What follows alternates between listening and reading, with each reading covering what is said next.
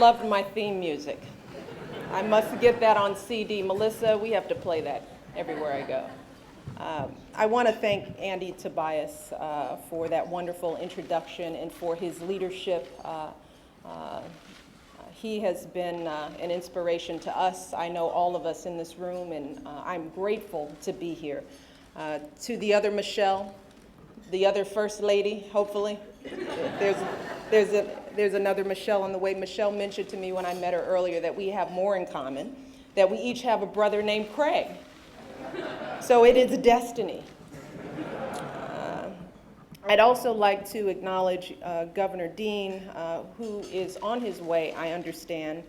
He was supposed to introduce me, but got caught up in flight traffic. But I want to acknowledge him for all his hard work in building this party. Again, he's delayed. His flight had a bit of trouble, but he should be arriving shortly. And I know we're looking forward to hearing from him, and we're proud to have him as the chair of this party. I'd also like to recognize the members of Unite Here, Local 6, who are working this event tonight. And we want to give them all a round of applause for the work that they're doing.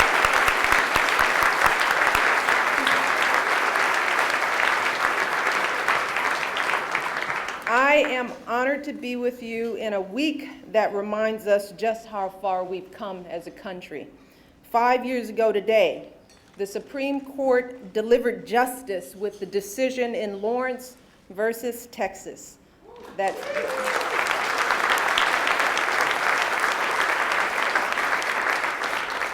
case stated that same-sex couples would never again be persecuted through the use of criminal law. And on Saturday, we recognized the anniversary of the day people stood up at Stonewall and said, enough.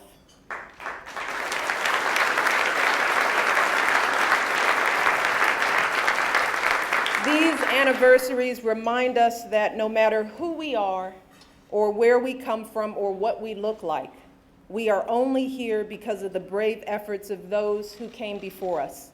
That we are all only here because of those who marched and bled and died, from Selma to Stonewall, in a pursuit of that more perfect union that is the promise of this country. And over the course of this campaign, we've seen a fundamental change in the level of political engagement in this country. We've seen this renewed sense of possibility and a hunger for change like I've never seen before. We've seen people of all ages and backgrounds investing time and energy like never before. People writing $20, $30, $50 checks. We like the big donors, don't get me wrong. But it's just been amazing to see a grandmother on a rope line crunch a $20 bill in your hand, probably the last she's had, and we've seen that time and time again on the campaign trail. We've seen people talking with their neighbors about candidates and issues and superdelegates, working hard to clarify misperceptions, challenging one another not just to think differently about this country, but about the world and our place in that world. And it's precisely this type of individual engagement and investment that has been the mission of Barack's life. Barack has always believed that there is more in this country that unites us than divides us.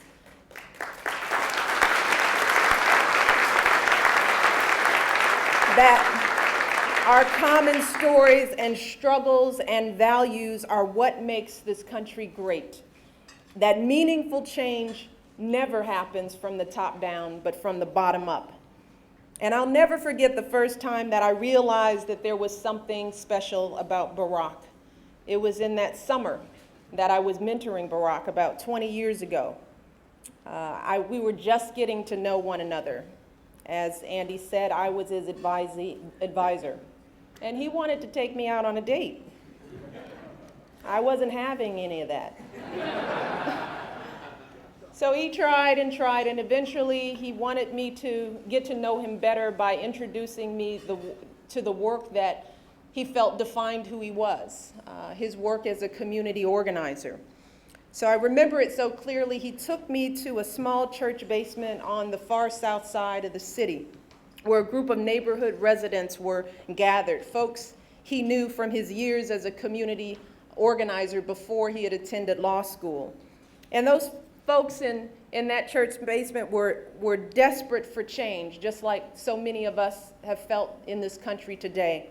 They were regular Americans struggling to build a decent life for themselves and their families, single mothers living paycheck to paycheck, grandmothers trying to raise grandchildren despite incomes that don't allow them to do it well, men unable to support their families because the jobs had disappeared because of the closing of steel mills in that community. And like most Americans, the folks in that church basement, they didn't want much. They weren't asking for much. They just wanted a little dignity and respect. And I watched Barack walk into that basement, and he took off his jacket like he does. He was cute then, too. He rolled up his sleeves and instantly connected with each and every single person in that room. He spoke eloquently about what he called the world as it is and the world as it should be. And I remember it clearly. He said the key to change is understanding that our job as citizens of this nation is to work hard each and every day to narrow the gap between those two ideas. He explained that we often settle for the world as it is, even if it doesn't reflect our personal values. But he reminded us that it's only through determination and hard work that we slowly make the world and it is and the world as it should be one and the same. And his words were powerful not only because they made us believe in him, but they challenged each of us to believe in ourselves. And one of the many reasons why I am so proud of Barack in this campaign, how he's handled himself, is because he is still the same man that I fell in love with in that church basement. His unyielding belief in the simple idea that closing the gap between the world as it is and the world as it should be is precisely why he will be a president that will make us all proud.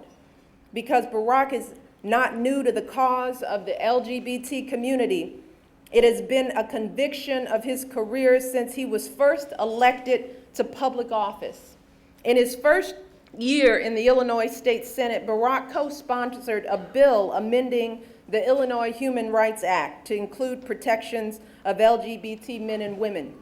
He worked on that bill for 7 years, serving as the chief co-sponsor and lobbying his colleagues to reject the political expedience of homophobia and make LGBT equality a priority in our state.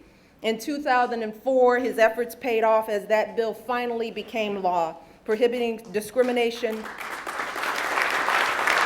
on the basis of sexual orientation and gender identity in the workplace, in housing, and in all public places.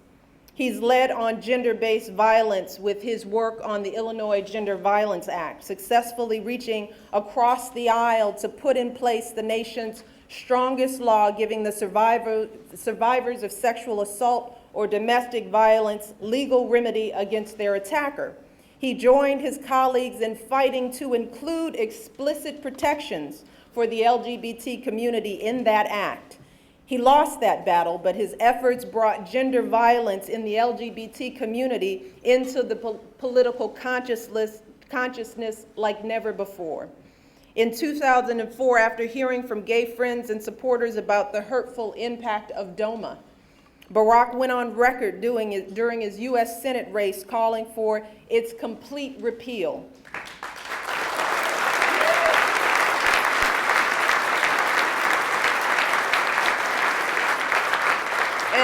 And as a U.S. Senator, he voted to protect our Constitution from the stain of discrimination by voting against the federal marriage amendment.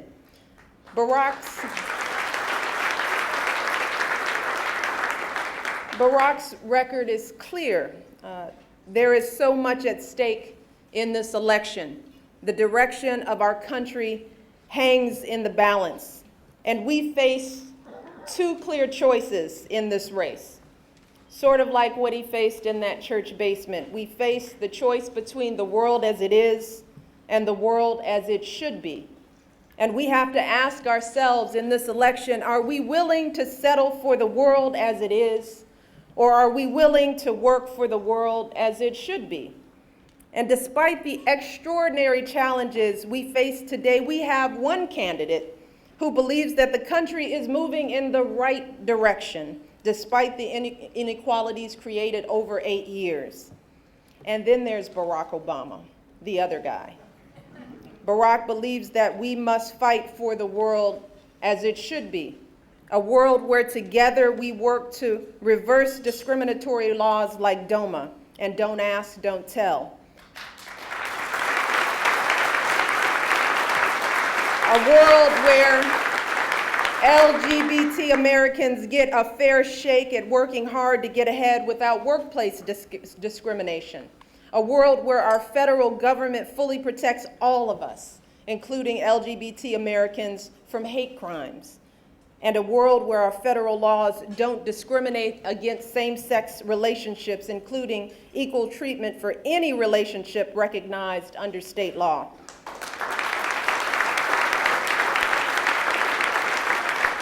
A world that recognizes that equality in relationship, family, and adoption rights is not some abstract principle.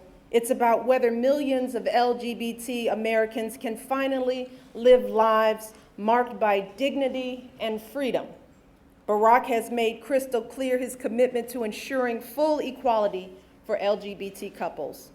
That's why he supports robust civil unions. That is why he has said that the federal government should not stand in the way of the states that want to decide for themselves how best to pursue equality for gay and lesbian couples, whether that means a domestic partnership, civil union, or civil marriage. And that's why he opposes all divisive and discriminatory constitutional amendments, whether it's a proposed amendment to the California and Florida constitutions or the US Constitution, because the world as it is should be one that rejects discrimination of all kinds.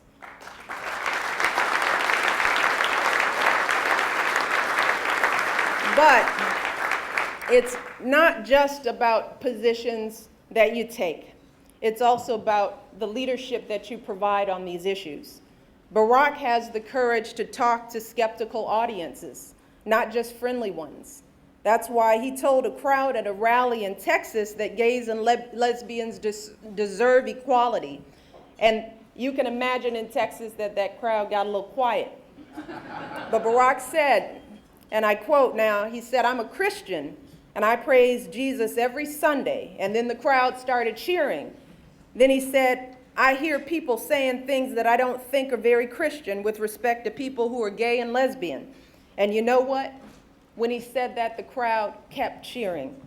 That's why he told evangelicals at Rick Warren's Saddleback Church that we need a renewed call to action on HIV and AIDS. That's why he went to Ebenezer Baptist Church and he said that we need to get over homophobia in the African American community. That if we're honest with ourselves, we'll embrace our gay brothers and sisters instead of scorning them. And that's why he stood up in 2004 at the Democratic National Convention and he told all of America that we refuse to be divided anymore. That's the choice in this election. Between slipping backward and moving forward, those are our choices. Between being timid or being courageous, those are our choices. Between fighting for the world as it should be or settling for the world as it is, those are our choices in this election. And my husband is running for president to build an America that lives up to the ideals written into our Constitution. We've just come through this historic primary election where a woman and a black man, through this historic primary, could have been the president of the United States. That in and of itself shows movement in this country.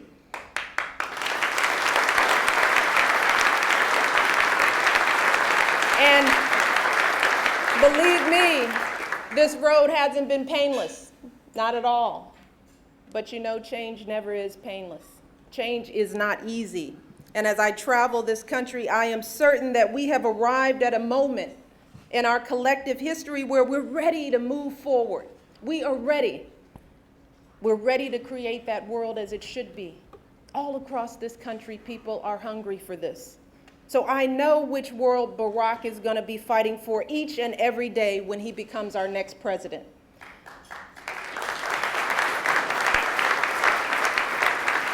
But let me tell you something that Barack has said throughout this whole year. He can't do it alone.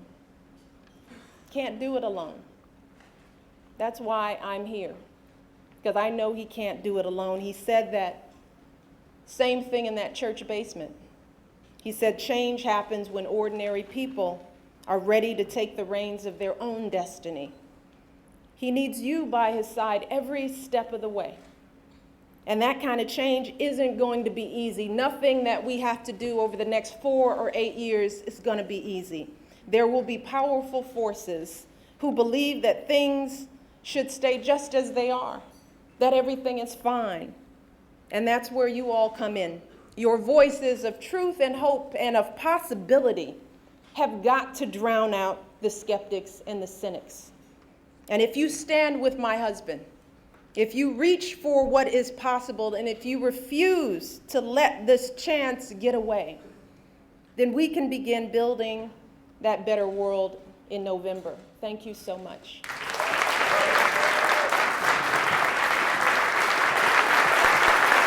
Thank you.